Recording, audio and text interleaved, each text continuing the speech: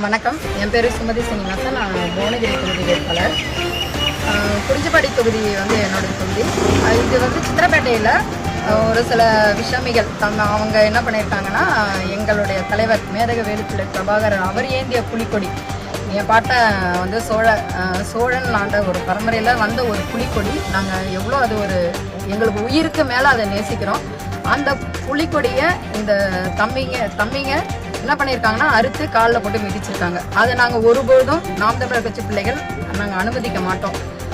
அது சம்பந்தமாக நம்ம எஸ்பி ஆஃபீஸில் புகார் கொடுத்துருக்கோம். ஒருவேளை இவங்க நடவடிக்கை எடுக்காத பட்சத்தில் இது எங்கள் அண்ணன் சீமான் கிட்ட சொல்லி மாநிலம் தழுவிய ஒரு போராட்டமாக நாங்கள் உறுதியாக எடுப்போன்றதை நான் ஊடகத்துக்கு முன்னாடி நான் தெரிவிச்சுக்கிறேன்.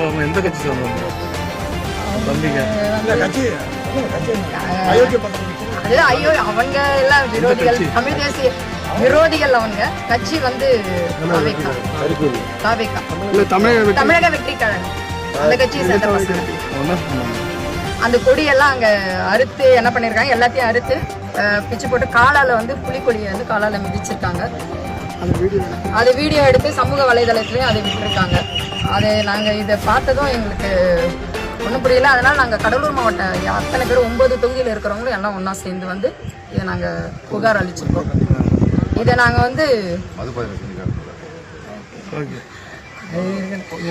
அது விஷமிகள் அவங்க செஞ்சுருக்காங்க. ஏன்னா நாங்கள் நாம் தமிழர் கட்சி வளர்ச்சி அவங்களுக்கு பிடிக்கல. அந்த இடத்துல அந்த சித்திரப்பேட்டையில் நாம் தமிழர் கட்சி ரொம்ப நல்ல வளர்ச்சியான ஒரு பகுதி இது. அதனால் அந்த வளர்ச்சி பொறுக்க முடியாமல் இந்த மாதிரி விஷமிகள் இந்த வேலை பண்ணியிருக்காங்க. இதை நாங்கள் ஒருபொழுதும் அனுமதிக்க மாட்டோம். நாம் தமிழர் பிள்ளைகள் இதை அனுமதிக்க மாட்டோம். அடுத்த கட்டம் தான் எங்கள் அண்ணன் சீமான் கிட்ட சொல்லி மாநிலம் தழுவிய கண்டன ஆர்ப்பாட்டம் எடுக்கப்படும். உறுதியாக எடுப்போம். நாங்கள் என் பேர் சுமதி சீனிவாசன், குறிஞ்சிப்பாடி சட்டமன்ற மாநில உறுப்பினர்.